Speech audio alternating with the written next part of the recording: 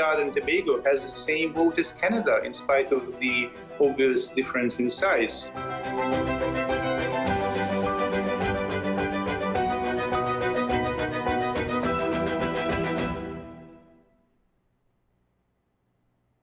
This is Face of Sports, WESN Content Capital. How you felt about the kiss on the lip? That's the business. I'm nothing to do with that. I find that was distasteful. The national senior team, whether you like it or not, that is the model for all other teams to follow. I'm assuming that the regional requirement may be a much stricter requirement. This is not about Pro League and Super League. This is a league run by the Normalization Committee that I'm responsible for. Nobody expected FIFA to fund this arrangement. If we don't get a professional attitude towards this, we are doomed for failure. You break the balance, trip the leg, control the body. They ain't gonna stand put forever. Why you want the Chiefs to lose so? Why you want the Chiefs to lose so? They already have two. Lamar don't Why? have. You're jealous because you know the Chiefs getting closer to the Patriots. Let's go to the last part. No, of the not no. Let's go to the last part.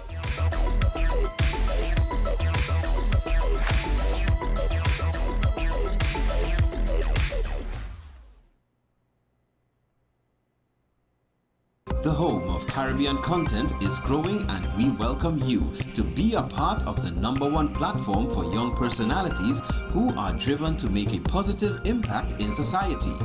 As we continue to reach every corner of Trinidad and Tobago through our daily broadcasts, our social media pages, or through our 75+ digital billboards across the nation, contact us to learn about our competitive rates via marketing at wesncc.com or call us at 628-5835. WESN Content Capital, television with a difference. WESN.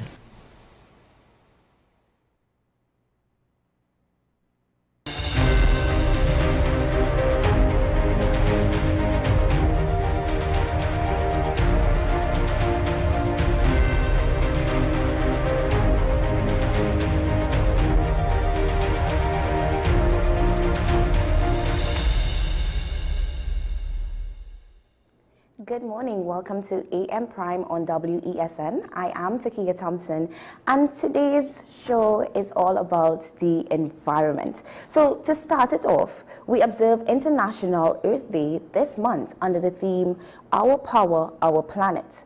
What does this message mean for Trinidad and Tobago?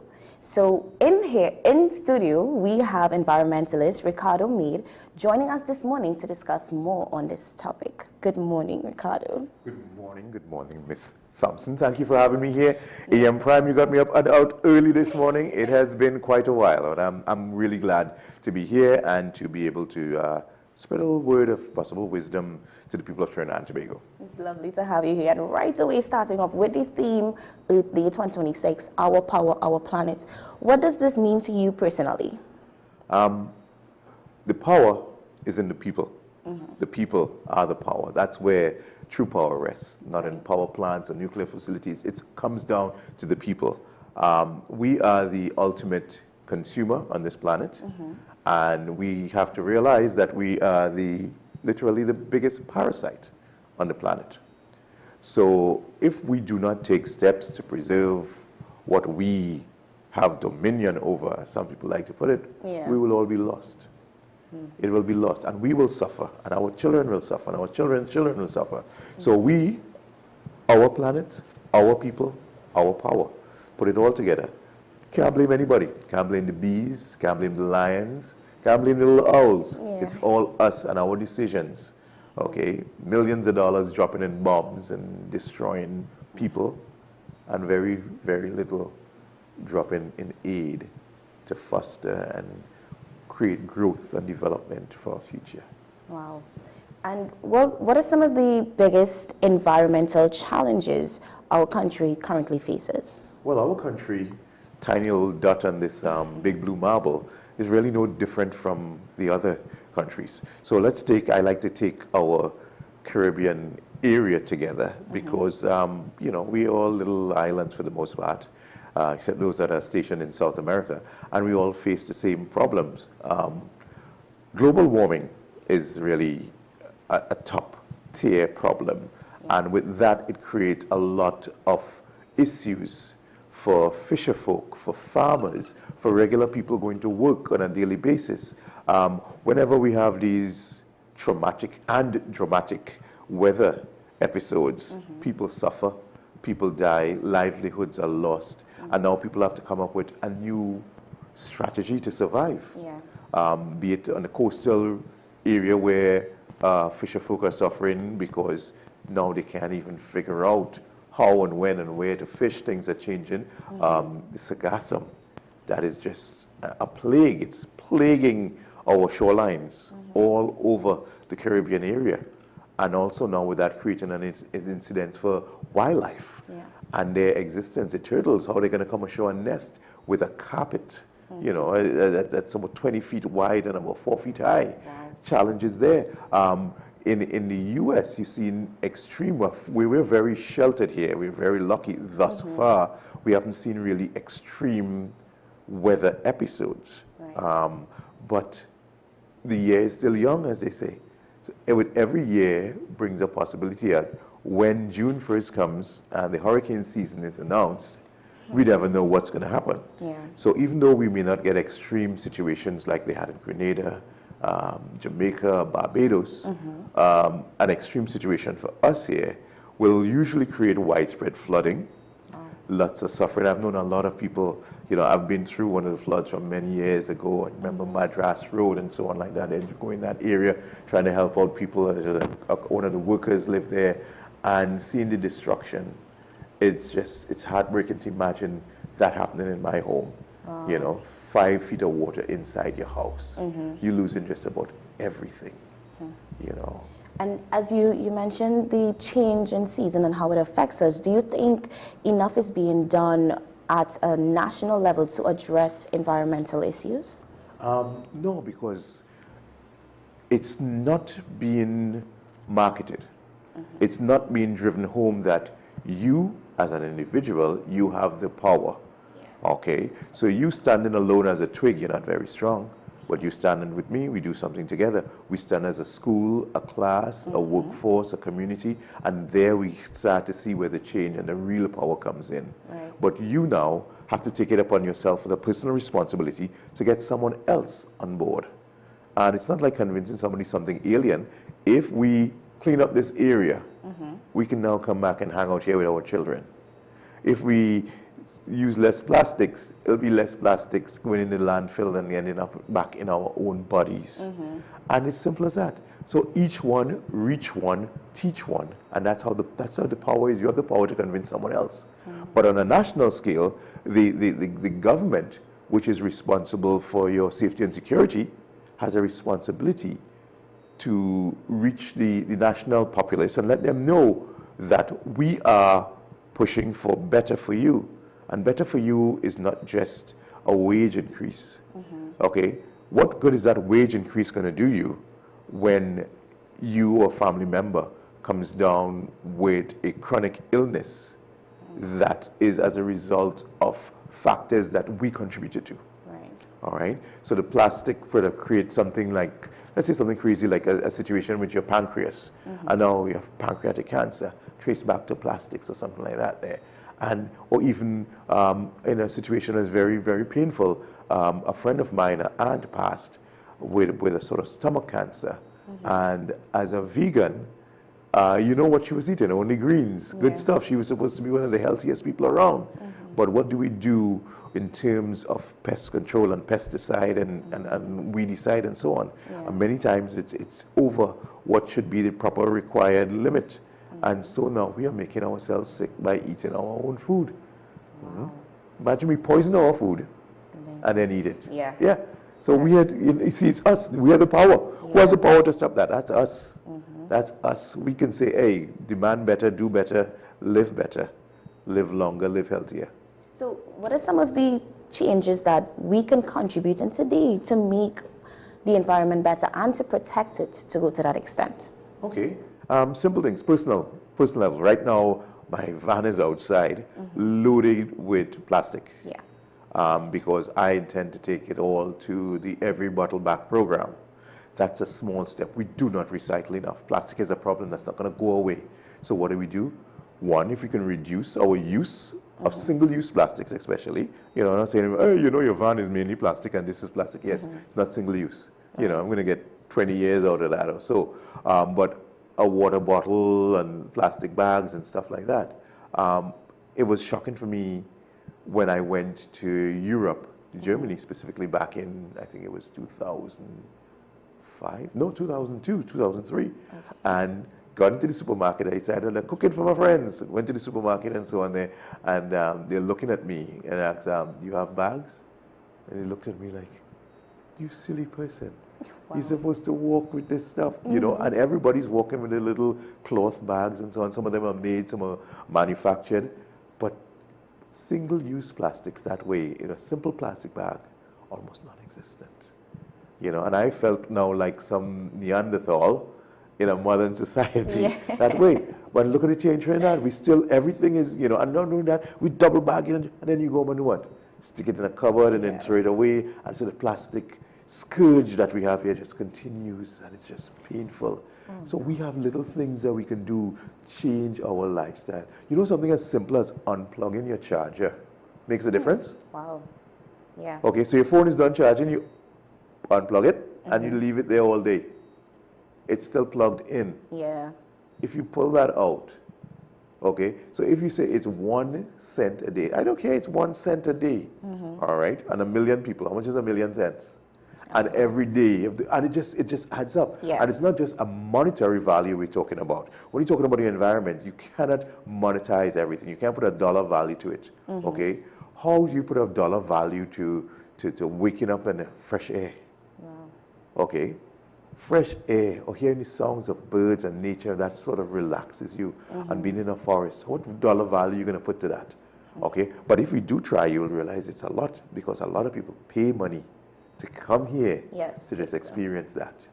We live in paradise, but we're trying to make it hell. We can do so much better. So we can have all that we need and appreciate so much more other things that we would want. Yeah, definitely.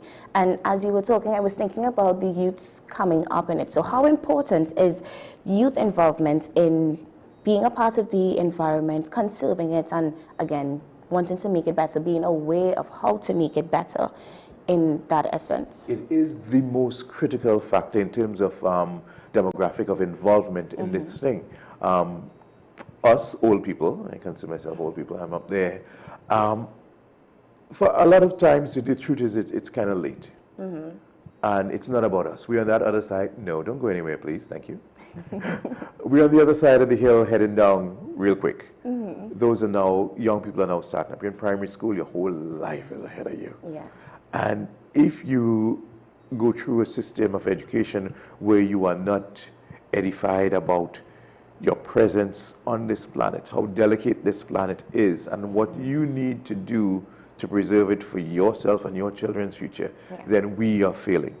So it's not so much about us anymore. It is about them and the future. See, this is not our planet.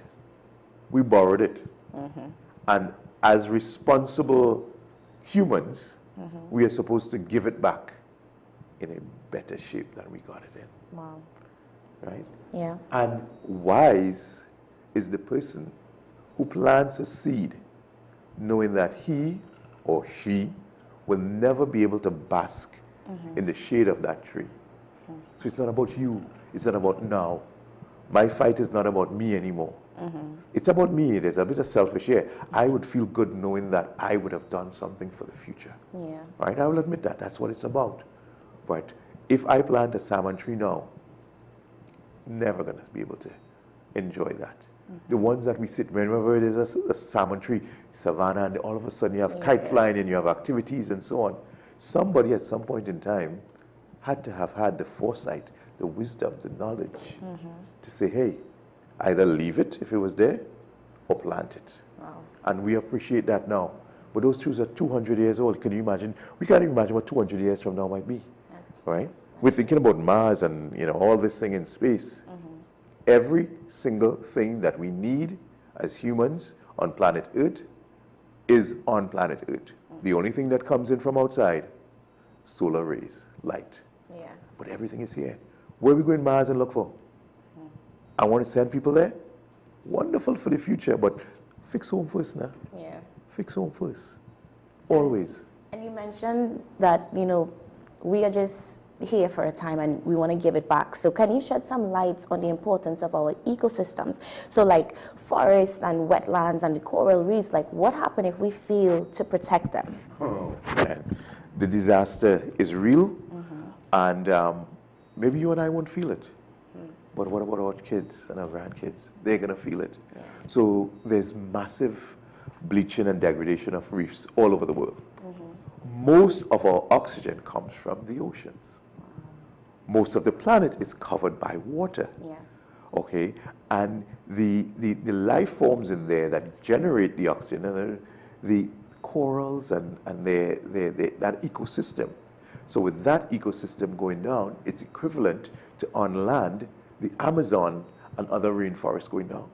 Those are super generators of oxygen and so on. And that is important because we are carbon-based and we generate carbon. With every breath that I take and you take, carbon goes out there. And if carbon builds up, we will die. Yeah. But we have these elements. That's how the ecosystem works. We have these elements that just, yes, give me that carbon, give me that carbon. Sequester it, use it, and what do we get in return? Oxygen. More life. Yeah. Yet still, the life givers are being killed and suppressed. It's a cycle that cannot continue that way. We need more of that. We don't need to shoot out there in space. Imagine if every human planted a tree. Not everybody has the capability and ability to do that. Right. But if basically, you know, if you can do that for 10 people in your house, right? So you go out, you plant 12, 15, 20 trees. And a lot of people do that on a day, each year, Earth Day. Basically, Earth Day, okay, if you go to a spa, you know, it's about your manicure and your pedicure and the facials, right? You go to see about that because you want that to be nice. Yes. Earth Day is about seeing about, recognizing and appreciating where we live. This is where we live. We have no plan B, no other option. It's Earth or dead. Right? Yeah. I'm not holding out no hope for Musk and Mars or anything like that. And even if it does happen, do you think you or I or children will be on that lucky ship to go there to save the species? No. The plan to save the species is way cheaper than the plan to discover out there. Yeah. We have everything we need right here. I'm not backing off and pushing away science. All well and good. And a lot that they've done with space programs has enabled us to live easier, better, more comfortable lives here. Yeah. But there must come a point where you have to stop and say, what the heck are we doing? Looking there and killing here. Right? Looking there and killing here. Even just the power, the energy, the resources to launch a rocket. Wow. If people could wrap their minds around how much it takes and how many homes and people it can fuel and lives it can enhance, it's a tremendous amount. But there's a balancing game. But at some point in time, you have to say, humans on planet Earth need to live at a certain level. Water and food is a basic right, not a wonderful treat. And if we start approaching that, and the people who lead or profess to lead or want to lead focus on that, we're going to be going in a wonderful place. And I like how you was bringing it home, which leads me to my next question. What gives you hope, or what gives you the drive to continue when it comes to the future of the environment and, by extension, our planet in itself? Sometime this evening, I have to go and sit and go through tons of emails and messages and requests to be volunteers at the center. And when you see my son is 6 years old and he loves wildlife and he wants to be a vet.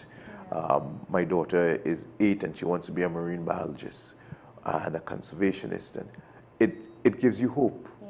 It gives you hope in the midst of all the nonsense when you put on television and the doom and gloom and the despair and destruction. When you have young people who can say, I want to make a difference. I want to feel and do something outside of myself and my family. Because it's not about yourself anymore when you start dealing with wildlife.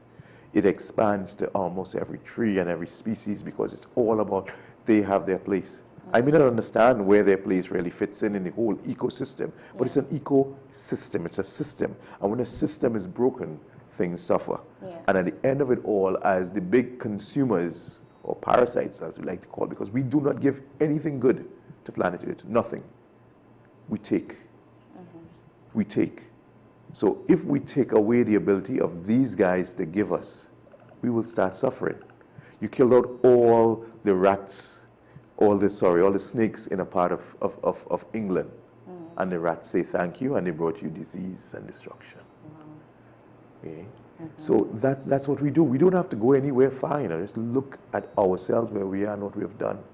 We've created so much chaos when we see things through that lens and just looking at one thing. Look at everything. Before you could drive a Prado or eat filet mignon or the most wonderful fish steak, you have to breathe oxygen. You have to drink pure, clean water. And you have to eat nutritious food. 3 simple things.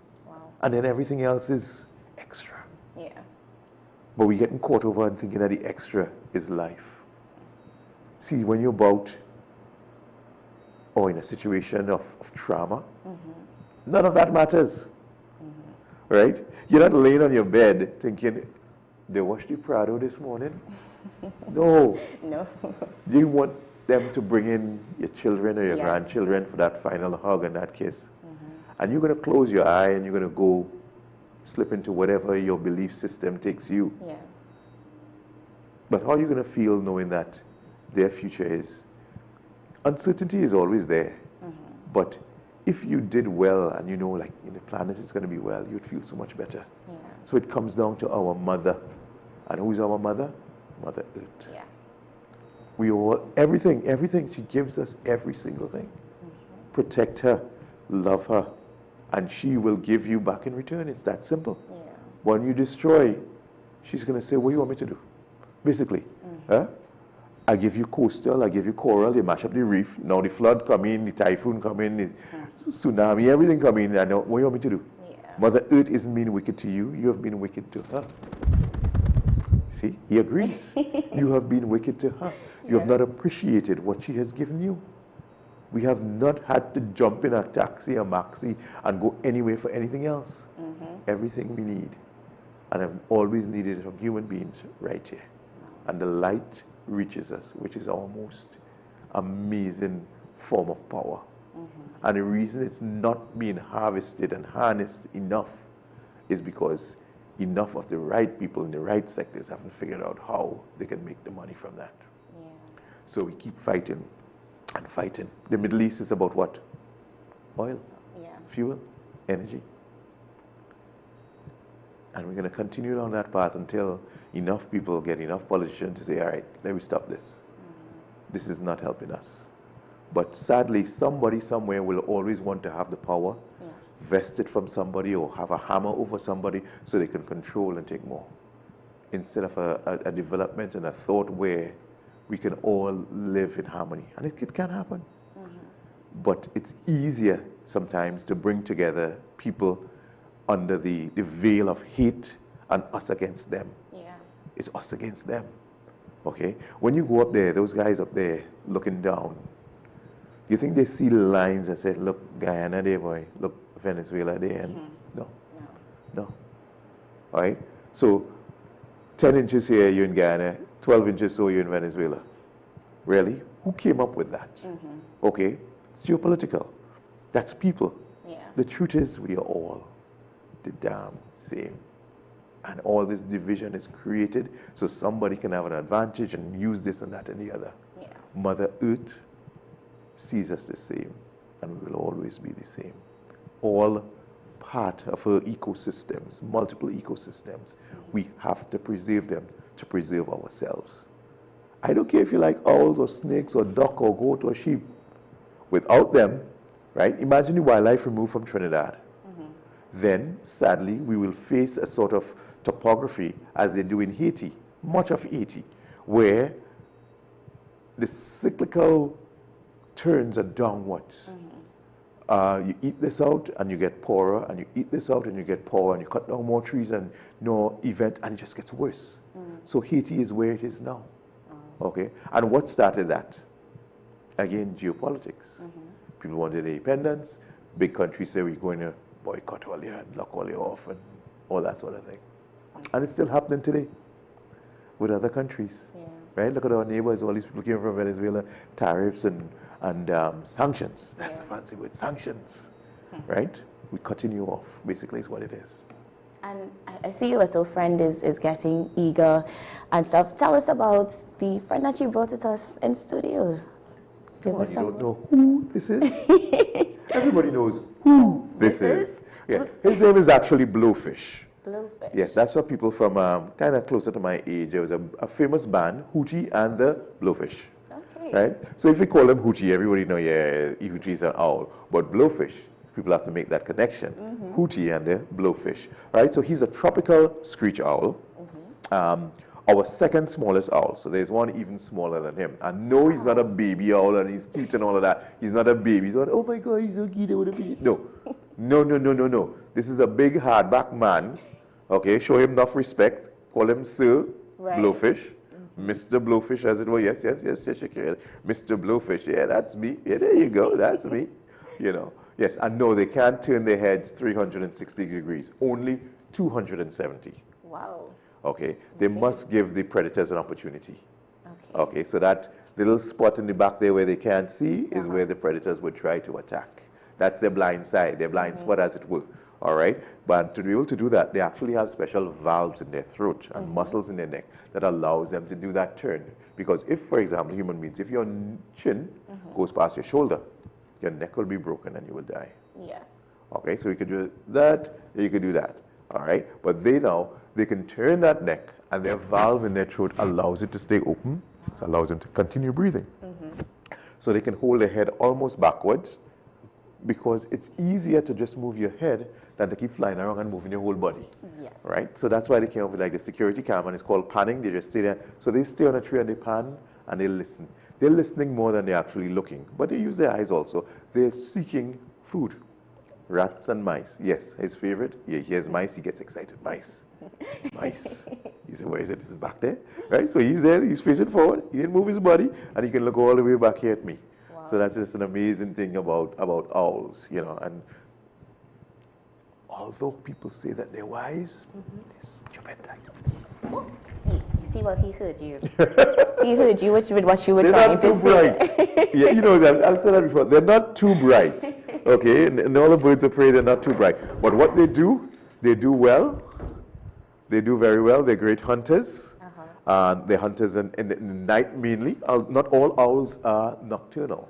Okay. Some are crepuscular. Big fancy word there for the kids out there this morning. Crepuscular, meaning active at dusk and dawn. And the reason for that is that they would have realized that at dusk and dawn, there is movement. Yeah.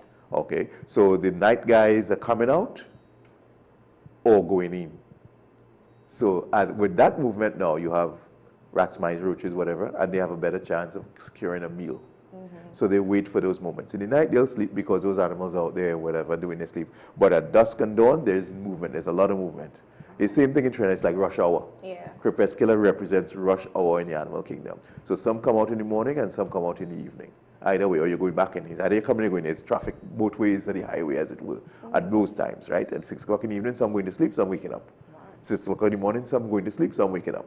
So those crepuscular owls are able to do that. Wait for those times, hunt, eat, and they could go and sleep after that for the rest of the day. Come 6 o'clock in the evening, they'll be up and active again. So this is again a you want to face the camera? Thank you. See, it's lovely when you have a well-trained animal. Right? Yes. This is a tropical screech owl. Very difficult to see because the coloration blends in amazingly well with barks and trees and so on. So when he's on a tree, hard to see in the night.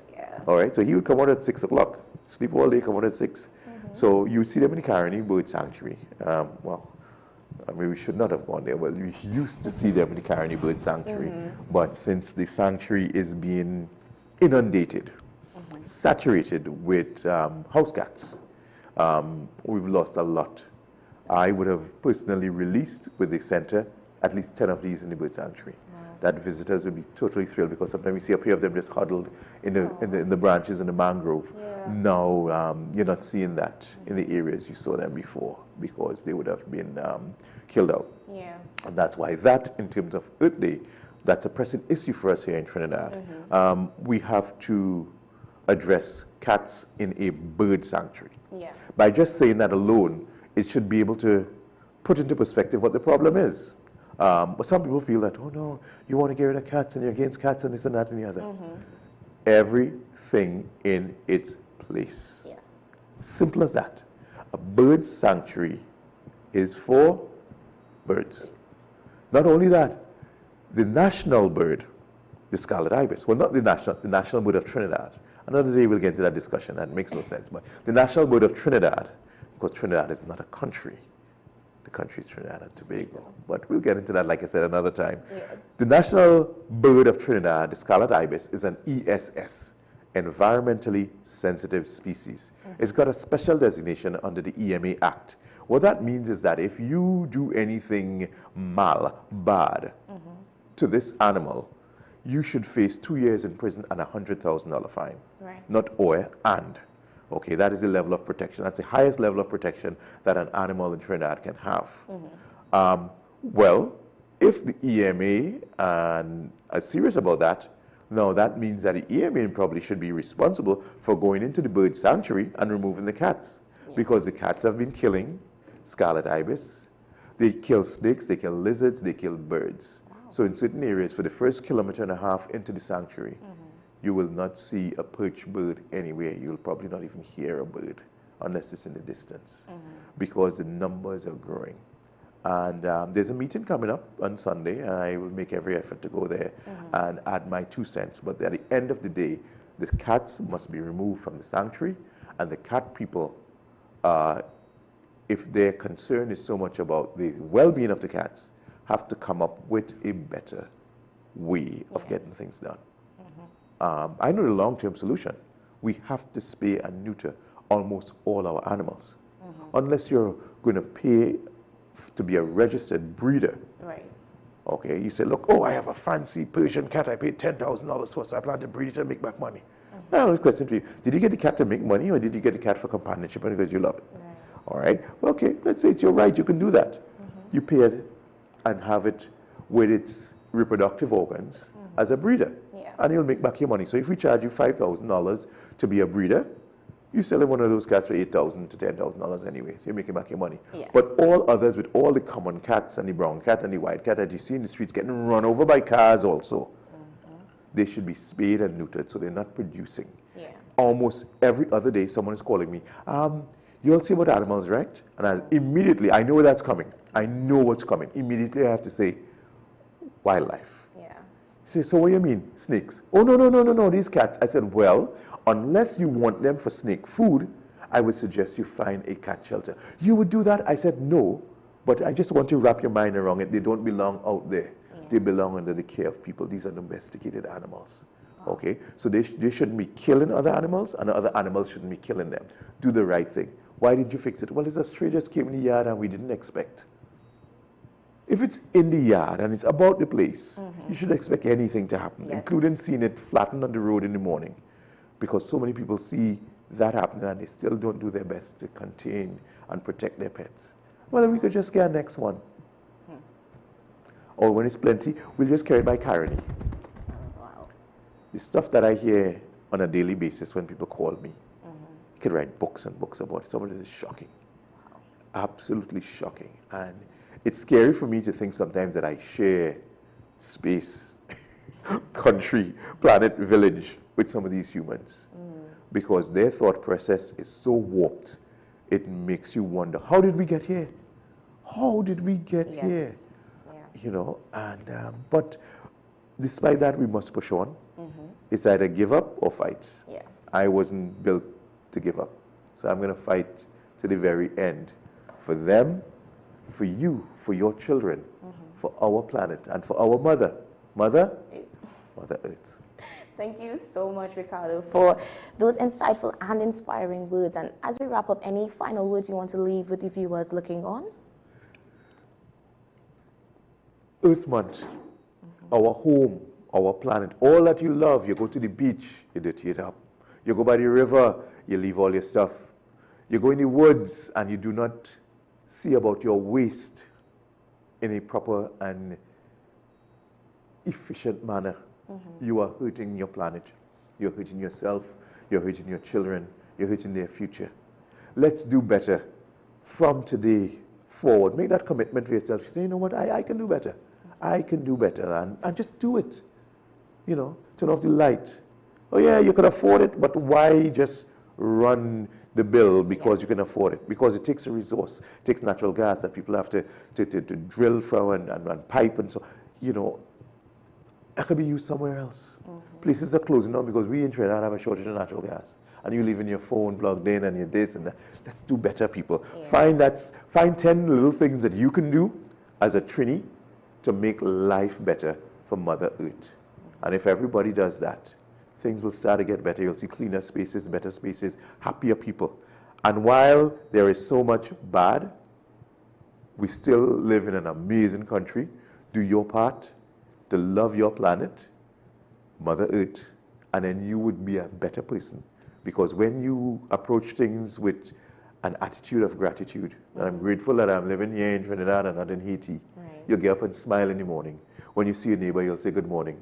You know, you're going in the bus or in the bank, you say good morning, and it's going to be a pleasant, nice place. The kind of way it used to be a long time. Now, every time I go anywhere, I say good morning, and people look at me like, what's wrong with you?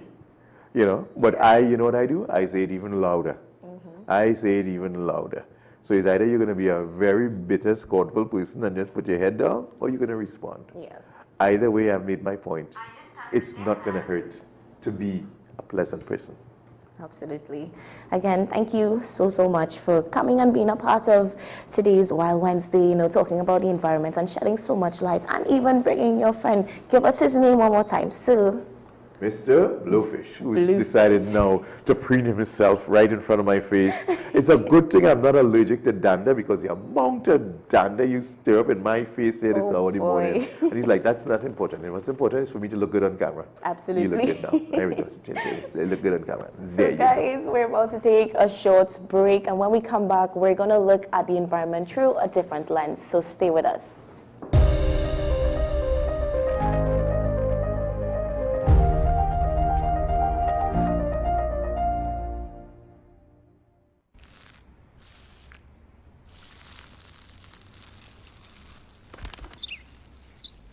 Maybe he landed here totally by coincidence. But if by chance he's admiring your fresh coat of Benjamin Moore soft sky blue, well, that's a pretty high compliment.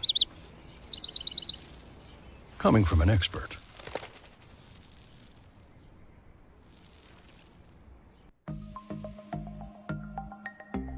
Knowing how to tell authentic is as easy as 1, 2, 3. Find it, match it, search it. Step 1, find the style number on the tag. Step 2, match the style number inside the jersey with the number on the tag. Step 3, search it. A quick Google search of the style number will verify the jersey is authentic when the search results match the jersey being searched. Don't be fooled by counterfeit jerseys. Before you buy, remember to find it, match it, search it. Fan Zone, 2 locations nationwide. Center City Mall, Chaguanas and Movietown, Port of Spain. Nationwide delivery available.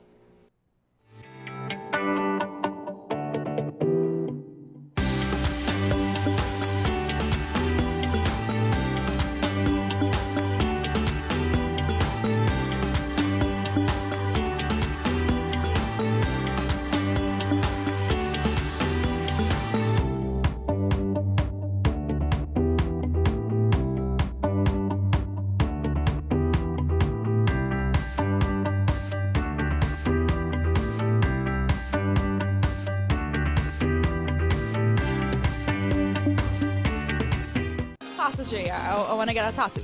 You really want to me. Respond to me. How you would respond to me? The first question I'll ask is why. Controversial taboo topics. We get so consumed by church, we forget that we have to live the life of being a Christian. outside of the Sunday. Like you say, services. we think going to a service makes us a Christian. Exactly. Yeah. Right. Right. So here we are about to hear the second time Pastor J wanted to take a tattoo. Would have been late last year and early this year. Oh gosh.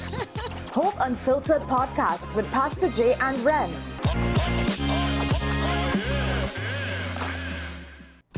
Our award-winning show is back, and this season promises to be even more exciting than before. What's Up, Doc isn't just a title, it's a call to action for anyone who wants to improve their health and well-being. Join us on this thrilling ride towards better health on WESN Content Capital. This is Face of Sports, WESN Content Capital. How you felt about the kiss on the lips? That's the business. I'm nothing to do with that. And I find that was distasteful. The national senior team, whether you like it or not, that is the model for all other teams to follow. I'm assuming that the regional requirement may be a much stricter requirement. This is not about Pro League and Super League. This is a league run by the normalization committee that I'm responsible for. Nobody expected FIFA to fund this arrangement. If we don't get a professional attitude towards this, we are doomed for failure. You break the balance, trip the leg, control the body. They ain't gonna stand put Why you forever. want the Chiefs to lose so? Why you want the Chiefs to lose so? They already have two. Lamar don't Why? have. You're jealous because you know the Chiefs getting closer to the Patriots. Let's go to the last part. No, of the game. no. Let's go to the last part.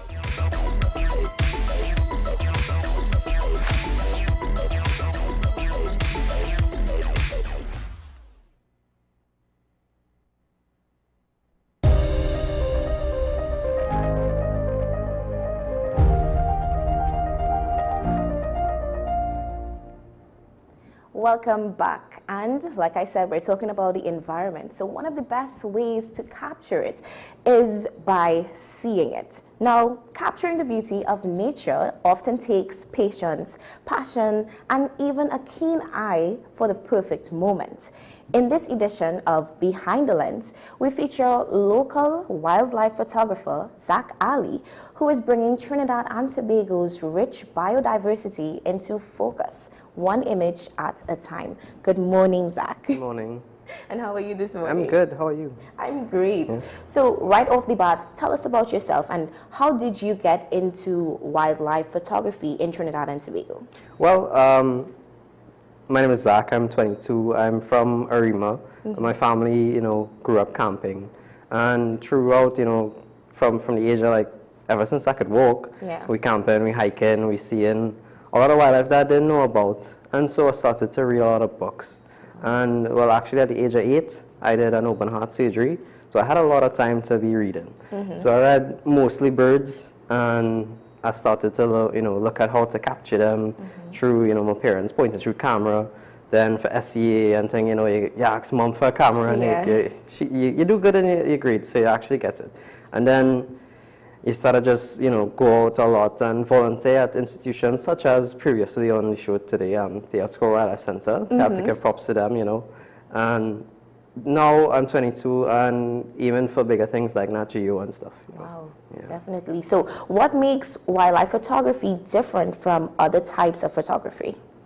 The unpredictability. You can't really you have a target, but it's just nature. You're not going to find what you're looking for most of the time, but the times that they do pull through, it's worth it, 100%. It's not like carnival where you go and you shoot carnival and you know for sure you're getting carnival pictures. You could go in an area and hope to see perchance a spoonbill, which is our waterfowl, kind of similar to a stork, and he won't be there. Like recently, last week in Carney Swamp. You go there, and I went looking for him, but he wasn't there for sure. Oh, wow. That's what makes a difference, the pure unpredictability. Love it. So our country is unique. Great place to capture wildlife. Are there any local species or locations you especially love capturing? I love the high mountains that we have. So Altitude outside of Laripo, it's a specific habitat. It's very cold, wet. And there's stuff like the golden tree frog and the luminous lizard that's very rare, nobody photographs them. So most of our photographers are bird photographers, but very rarely you'd find photographers that do snakes and frogs and those kind of weird stuff like scorpions as well. So I like that environment and photographing stuff in there. So as you mentioned photographing these wildlife animals, can you walk us through one of your favorite shots and what did you do exactly to capture that moment and to get the picture? So one of my favorite pictures is, again, the golden true frog, and I was up at Altitude actually filming for a documentary, and I had a probe lens, which is a kind of weird macro lens.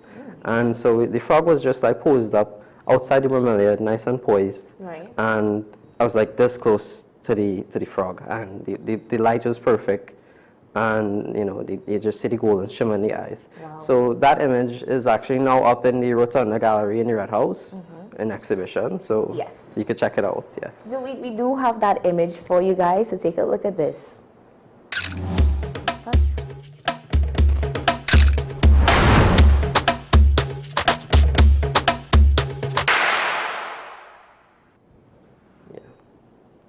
Wow. And so you can see the golden eyes yeah. and the bromeliad in the background, which is characteristic of the species. And they live almost entirely in these bromeliads, which are at the top of the highest peaks, El Cerro, El Ripo, Altitude, and those are like the most beautiful peaks in Trinidad Mountains. Going this weekend actually again. So yeah. Okay. That's wonderful to hear. And I'm going to put it that you're going to try and capture more and see what else these spots has to offer. Yeah, more, and also my colleague, you know, he's been finding a lot of birds that people don't really see up there again. So I'm going back for birds up there once more. Yeah. Okay, wow. Yeah. And how long do you sometimes have to wait for this perfect moment? Sometimes we go within a day, and once we don't find it, we kind of just, you know, give it. We say we didn't get it. We give up on that for the day. But we keep going back and we keep trying different spots, different times. You know, maybe dry season, maybe rainy season. If it doesn't work, we just try again, yeah. Is there like a particular time of the day you'd expect these animals to come out? Like what time is best when you get these shots, like, you know, with the bullfrog, and what times, gives you that moment? The best times for these species are at night, actually. So you find us out at when the sun goes down, and the wee hours in the morning, like 2 a.m., 3 a.m., we're out looking for these species with our headlights. And it's really cold, it's really wet, it's miserable. But once you have a cup of coffee and you're heading with some good friends, you know, you'll find what you're looking for. Definitely. So what would you say is some of the biggest challenges you've had to face so far in this field? I would say challenges in Trinidad in conservation and photography is like people fighting down themselves. It's a small island, we need to work together. And people sometimes like don't want to share where they got this image for good reason, because they don't want people to go and like disrupt the bird or the species. So sometimes we have to, you know, stay quiet about our locations and to protect the species. Other than that, there's hunters. Hunters are good hunters, you know, but there's poachers who kind of like are iffy about us at 3 a.m. walking through the bush looking for snakes. So those are some of the like security hazards you have to work around. The snakes and the venomous snakes are not really that as people paid them to be. We go looking for them, they are fine. If you mash them, that's probably the only time they'll bite you. Other than that, just leave them be and let them go their way.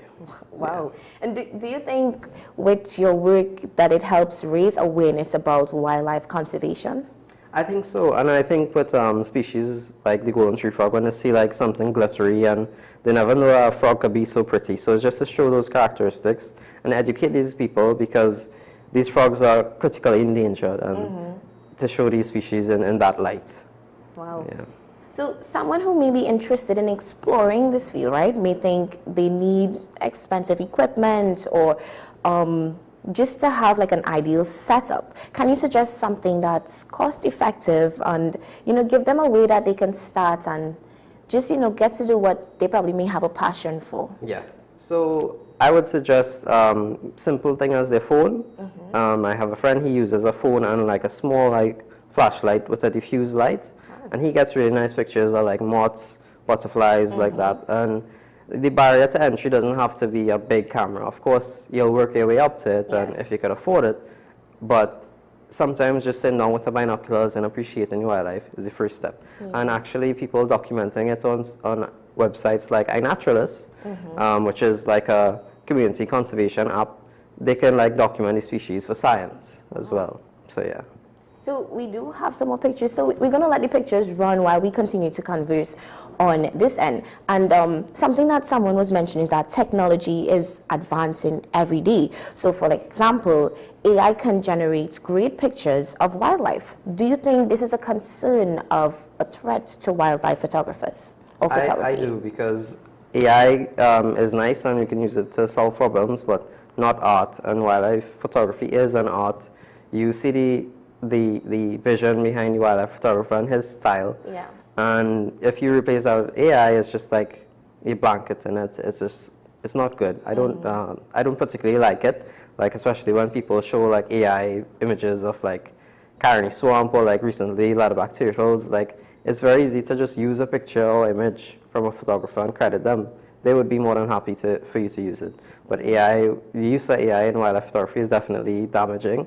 I saw recently somebody used it in a car advertisement, and it was so difficult to tell that I nearly watched over it. Yeah. I was like, that's not AI, but it was AI. Wow. And so it's a terrible thing that's happening, and we need to keep the wildlife photography alive and the human aspect alive. Yes.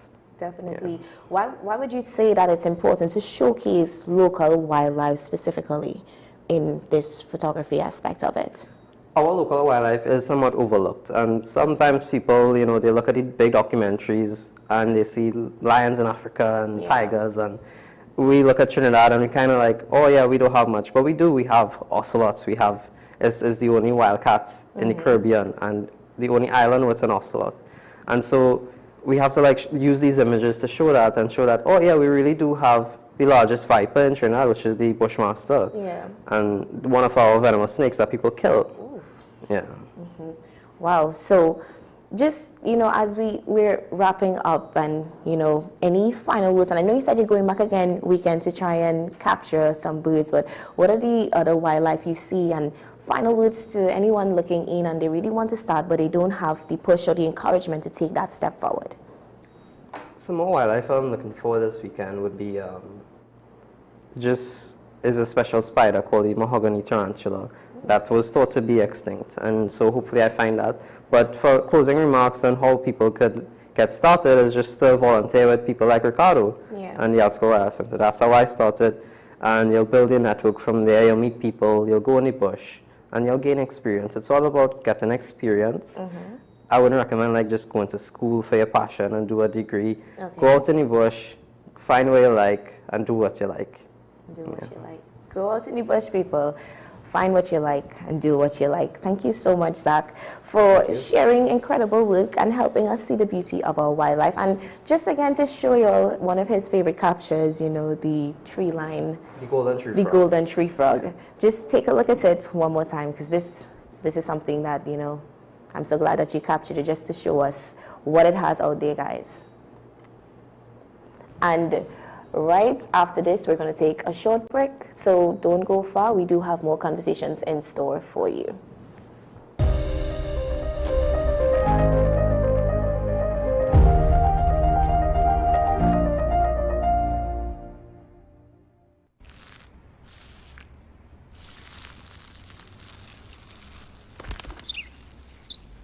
Maybe he landed here totally by coincidence.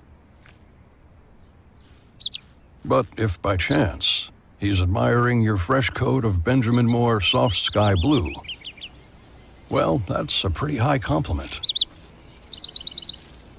Coming from an expert.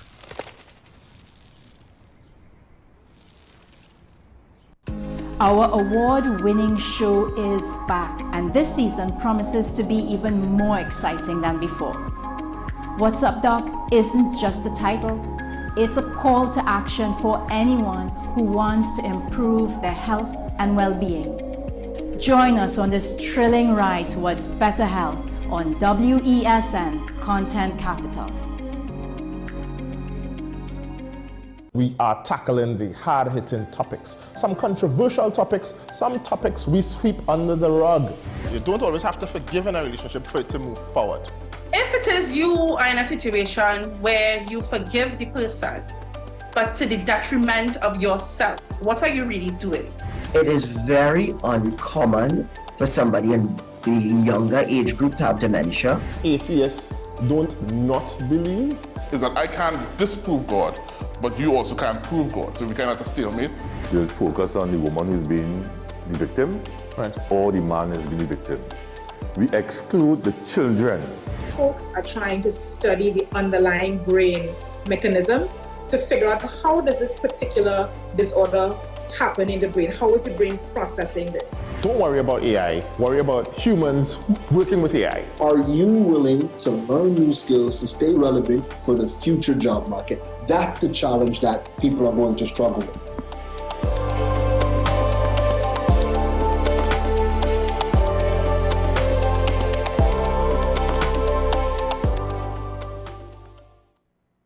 Pastor J, I want to get a tattoo. You really want Respond to me. Respond to me you? how you would respond to me. The first question I'll ask is why. Controversial taboo topics. We get so consumed by church, we forget that we have to live the life of being a Christian outside of the Sunday. Like you say, services. we think going to a service makes us a Christian. Exactly. Right. Right, so here we are about to hear the second time Pastor J wanted to take a tattoo. Would have been late last year and early this year. Oh gosh. Hope Unfiltered podcast with Pastor J and Ren. This is Face of Sports, WESN Content Capital. How you felt about the kiss on the lip? That's the business. I'm nothing to do with that. I find that was distasteful. The national senior team, whether you like it or not, that is the model for all other teams to follow. I'm assuming that the regional requirement may be a much stricter requirement. This is not about Pro League and Super League. This is a league run by the Normalization Committee that I'm responsible for. Nobody expected FIFA to fund this arrangement.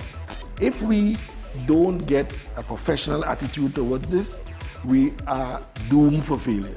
You break the balance, trip the leg, control the body. They ain't gonna stand put forever. Why you want the Chiefs to lose so? Why you want the Chiefs to lose so? They already have two. Lamar don't Why? have. You're jealous because you know the Chiefs getting closer to the Patriots. Let's go to the last part. No, of the game. no. Let's go to the last part.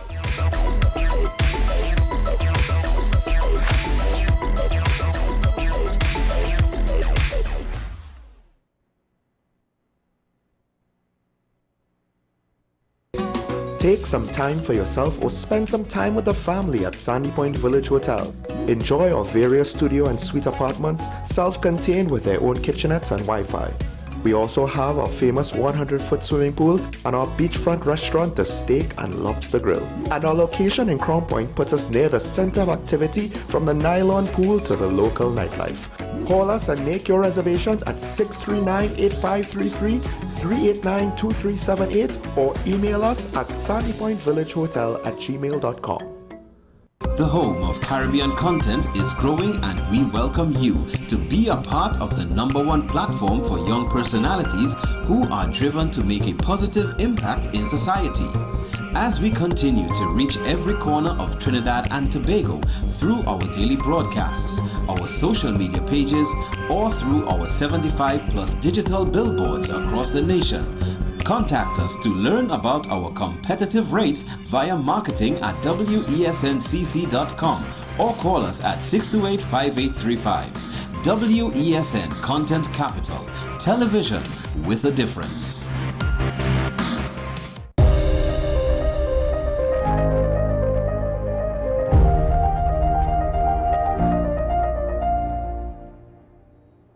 Welcome back. And before you say, I thought you said, thank you, we're moving on. No, we still had some more questions for Zach. So Zach is still here with me in studio.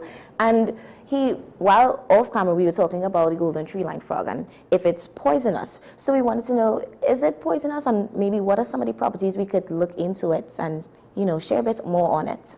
We actually don't know if it's poisonous or not and what are the specific proteins and peptides in its secretions.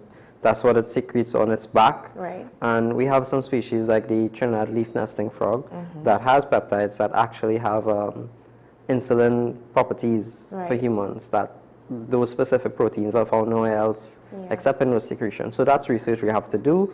and a lot of more research to do on the golden tree frog for its conservation. Wow. And also we were talking about ocelots. So why ocelots and how did you get into capturing these animals? Ocelot started in 2020. I was camping on the beach with some friends and we got a shot ocelot. He was shot by a hunter and we tried to save him, but he didn't make it. And so that prompted me to do more research and start to do camera trapping for ocelots.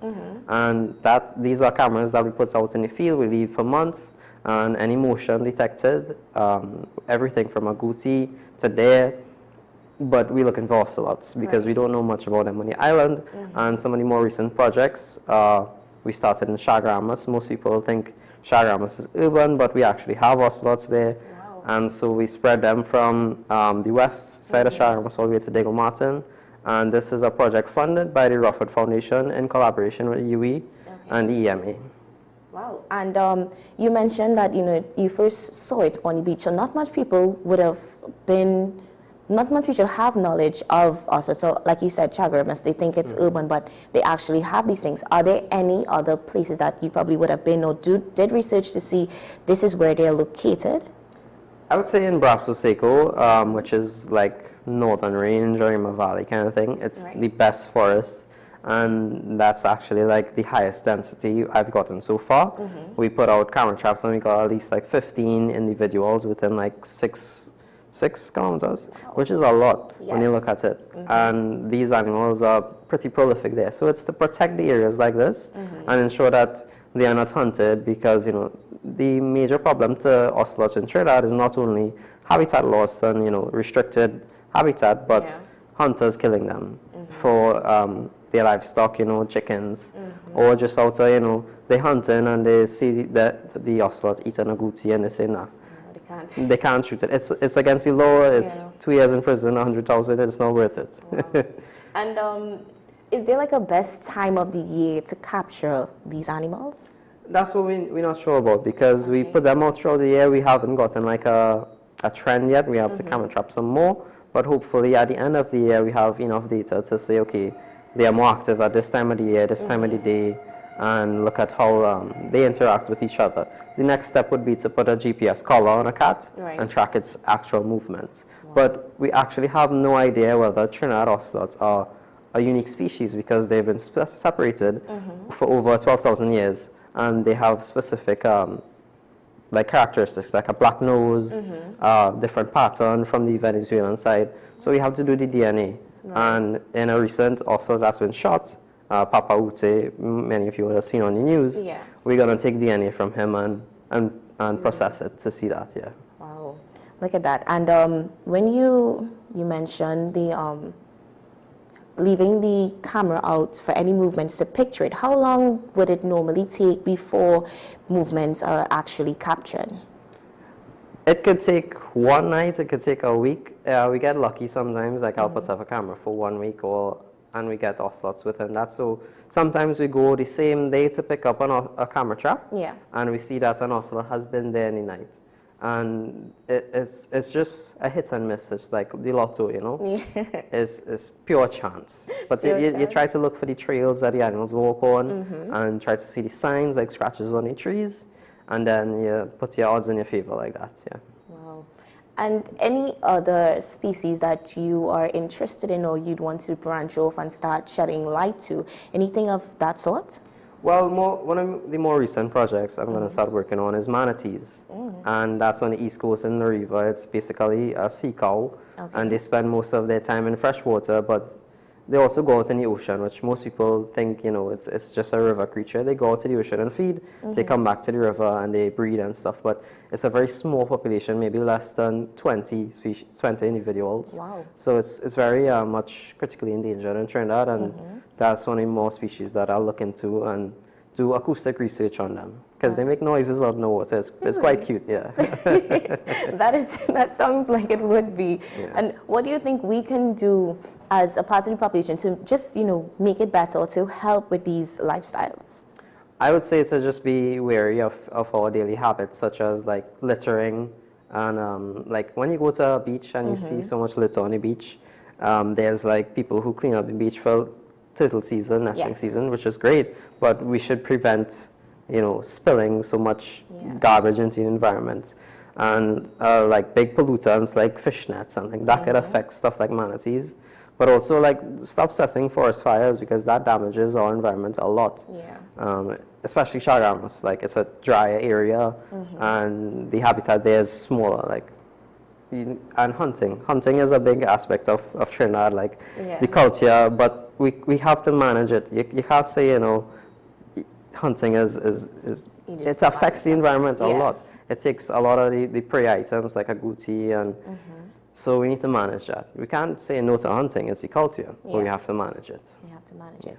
And again, any final words now that you shed light to the ocelots and the manatees and the different animals that are out there that are just waiting for you guys to go and capture it so light can be shed on it. Anything you'd want to just share and give your final 2 cents with it? I would say for people to just enjoy the environment and go out and hike in a responsible manner, enjoy it to the best of your abilities, It may not be here much longer because of our actions as a nation. So we need to do better and protect it, but just enjoy it. Thank you so much for that. Guys, we are going to take a short break, and when we come back, we have another engaging conversation for you, so don't go far. Thank you, Zach, so much for sharing and giving more insight on it. It was really a pleasure to have you. A pleasure to be here. Thanks.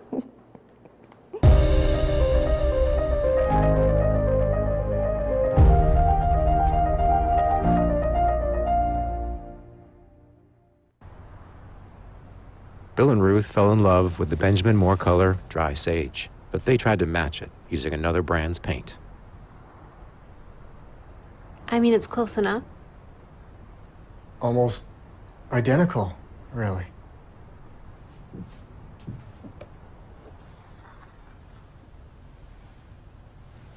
Yeah, there it is. Never trust another paint to be a Benjamin Moore color. Hi, I am Emiliana Beechan, and I am a mental health and conflict resolution consultant. Welcome to Mind Matters, the show where we explore the intricate world of mental health and the art of conflict resolution. Join us as we hear from mental health professionals, conflict resolution experts, and everyday people who have transformed their lives through understanding and communication. Mind Matters, WESN Content Capital.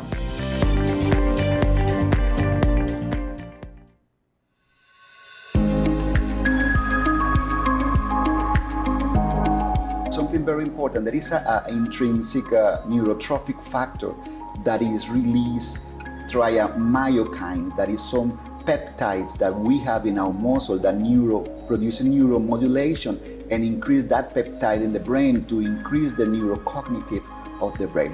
I'm glad you said that, right. So exercise has an important part to play in the aging brain. As we get older, our gray matter does shrink, we have reduction of synapses, but exercise is shown to actually improve our cognitive functioning. Totally.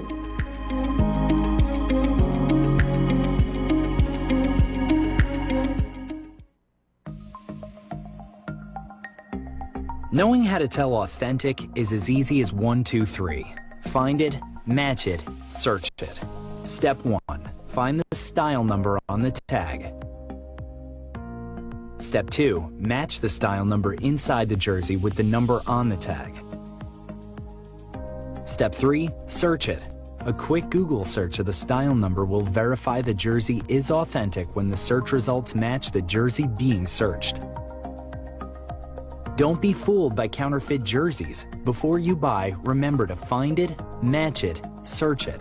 Fan Zone, 2 locations nationwide. Center City Mall, Chaguanas, and Movietown, Port of Spain. Nationwide delivery available.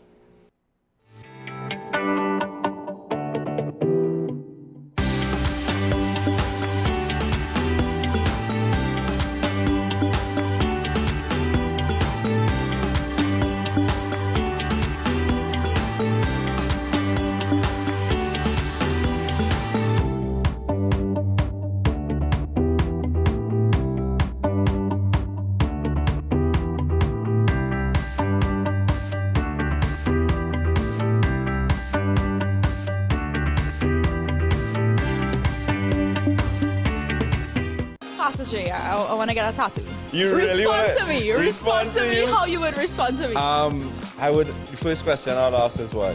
Controversial taboo topics. We get so consumed by church, we forget that we have to live the life of being a Christian outside of the Sunday Like you say, services. we think going to a service makes us a Christian. Exactly. Yeah. Right. So here we are about to hear the second time Pastor J wanted to take a tattoo.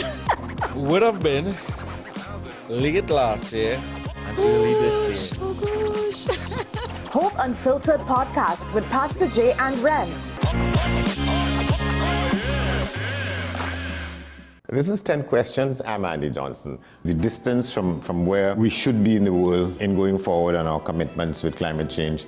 The effects of climate change that cannot be accounted for, it's called loss and damage, and we're seeing loss and damage happening so much more in this decade and the previous decade. The principal term there was this question of the correspondent banking issues. That is why we're trying to build capacity with this country here, Trinidad and Tobago, and other countries in the region. Man is not showing any signs of stopping or even slowing down. More than half of the forest in Trinidad is already gone. All the plants and all the animals and all of the nice clean water and fresh air and everything had to be on this planet for humanity to have a chance. We have small change when it comes to countries that can take decisions, and when they speak, the world listens. The General Assembly is a very democratic forum. And Trinidad and Tobago has the same vote as Canada, in spite of the obvious difference in size.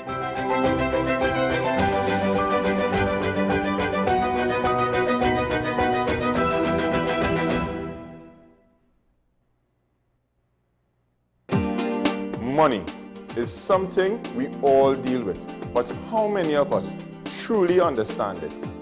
What if you could make better decisions with your money? Decisions that secure your future, protect your family, and bring you peace of mind. I'm Darren Jacobs, and I'm here to help you make sense of your dollars. Welcome to Dollars and Cents, the show that breaks down the financial world in ways that matter to you. No jargon, no confusion, just real conversations about money, your money. So join me every Wednesday at 10 a.m. on WESN for Dollars and Cents.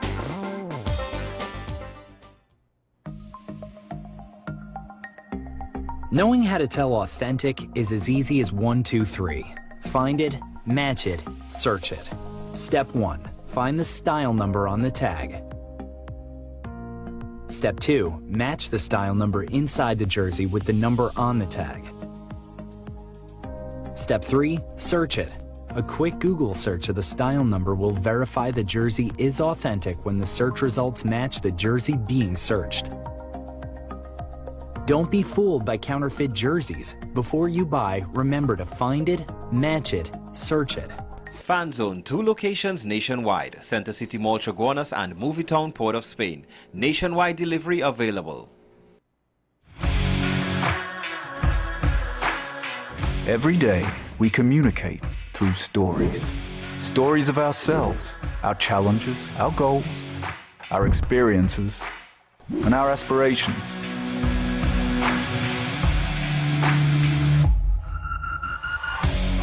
Storytelling is an art that we have mastered. WESN Film Studios comprises a collaborative team of experts with extensive industry experience locally, regionally, and internationally.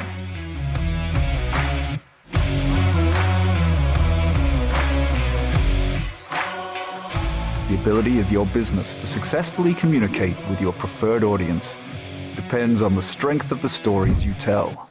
Your vision should be communicated in a high-quality, professional, and creative way.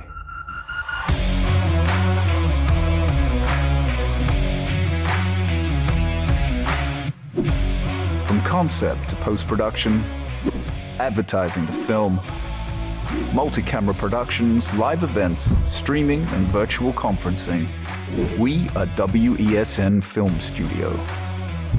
Let your own unique voice be heard and your vision realized. Call us today at 628-5835 for your next production.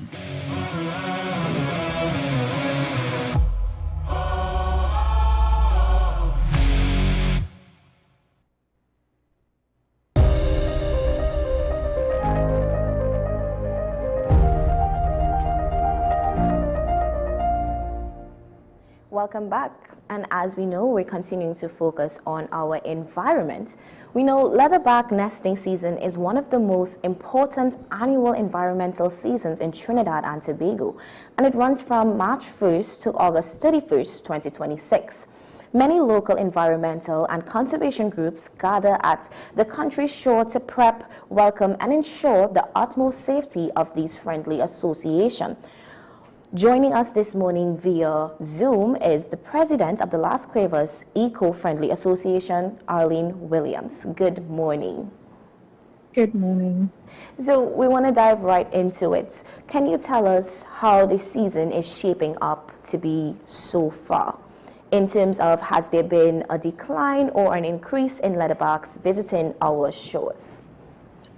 In Las Cuevas, we have been seeing an increase. However, on some of the northeast coast, they have been seeing a drastic decline. Oh. This is because of the sargassum seaweed as well as beach erosion. So their turtles are also leaving there and coming to Las Cuevas. And for educational purposes, why do these turtles return to Trinidad beaches each year to nest? Well, they have it that if a turtle was born on a particular beach, they normally come back to that same beach if they are female turtles when they become an adult at the age approximately 19 to 25 years to nest. Wow. And are there any new policies or conservation efforts or challenges in 2026 that may have been around the shaping up season? Well, policies, no, but challenges, yes, because right now we have a very huge amount of persons coming there on the beach on a nightly basis without the conservation groups from that area. And they are causing a lot of problems for us because while we are trying to collect data on turtles, we have to now study to run to those people to tell them you cannot use bright light, you cannot light fires. So that is very disturbing. Wow. And how can the country itself balance tourism with conservation? So I can't speak on tourism on a whole, but I can speak on turtle tourism. Because like for our organization, we have a lot of people who book turtle tours with us, and some of them live very far, and they don't want to travel to go back home after watching the turtle, so they normally like rent guest houses within the community there, which bring a sort of income to persons in the community. Wow. And you mentioned the beaches. So we know many people visit the beach during this time. And despite the many signs that nesting season is ongoing, some are usually unaware of that fact. Do you think more awareness on this season is needed to be shared to the public? A little more is needed, but I also think that all the conservation groups, all the 23 conservation groups who do the turtle protection, they are doing their best at advertising and warning persons. We also do a lot of outreach educational programs where we go to different schools, speak to the children, because you know, to get a message out, if you share it with a child, that child will share it with everybody. Yeah. So we normally go to a lot of schools, and we have been seeing the ministry putting up a lot of broadcasts that the turtle season started and the do's and don'ts. So I think as persons, themselves, they just need to be more conscious. And when you said they need to be more conscious, what is one key message that you want the public to remember during this season or during this nesting season for the turtles? One of the things I would like them to remember is please do not come on a turtle nesting beach without the conservation groups from within that area that you decide to go. The conservation groups have all the answer to your questions pertaining to the turtles. And they are the ones who there every night with or without visitors, trying their best to protect these turtles. And this is volunteer, so no conservation groups are being paid to do something like this. Wow. And last but not least questions, what happens if a turtle is injured or the nest itself is at risk? Are there recent rescues or success stories that you can share on this? Yes, it have recent rescues. So I know about 3 days ago in Grand Riviere, a turtle was caught in a fishing net. And the guides there, Mr. Len Peters, he went out on a boat to help free this turtle.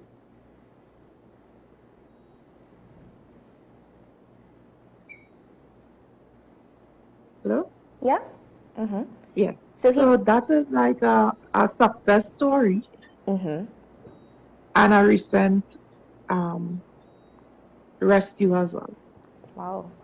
Thank you. So we definitely need more persons like that gentleman who can see things like this happening and still want to be able to contribute and help our systems and our animals that are coming to shore. So again, thank you so much, Ms. Williams, for the important work that you continue to do and for sharing this information with us. It was truly a pleasure to have you shed some insights on this. And like I said, guys, this nesting season has already begun. So it runs from March 1st to August 31st, 2026. Make sure and reach out to your conservation groups if you're interested to be a part of this process. And like she said, they give the tours and everything of the sort. So thank you so much, Ms. Williams. And guys, as we wrap up today's edition of AM Prime, we hope you felt inspired to appreciate, protect, and play your part in caring for our planet. And like I always say, remember to stay safe, stay positive, and stay informed. Up next, we do have Sean Michael Smalls at 8 a.m., so don't go anywhere. And I'll see you again tomorrow morning. Bye.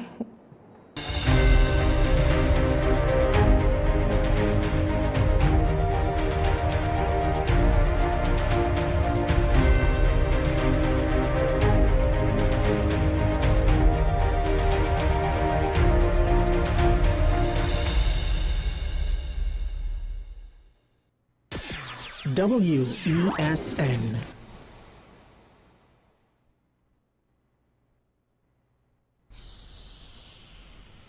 If these walls could talk, they'd cry uncle. They didn't plan to become offices or yoga studios, but they've stood by us, even when we got a little stir-crazy. For that, they deserve some thanks. They deserve Benjamin Moore. The home of Caribbean content is growing, and we welcome you to be a part of the #1 platform for young personalities who are driven to make a positive impact in society. As we continue to reach every corner of Trinidad and Tobago through our daily broadcasts, our social media pages, or through our 75+ digital billboards across the nation, contact us to learn about our competitive rates via marketing at wesncc.com or call us at 628-5835. WESN Content Capital, television with a difference.